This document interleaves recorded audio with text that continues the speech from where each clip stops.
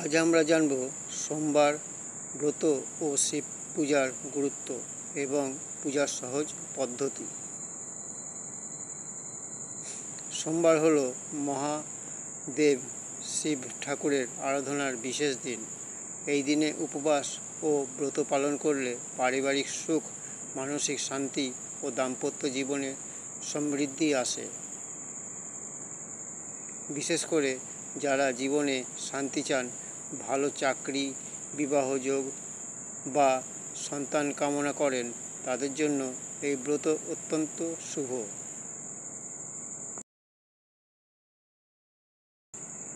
সকালবেলা স্নান করে শিবলিঙ্গে জল, দুধ, বেলপাতা ও ধুতুরা অর্পণ করতে হয়।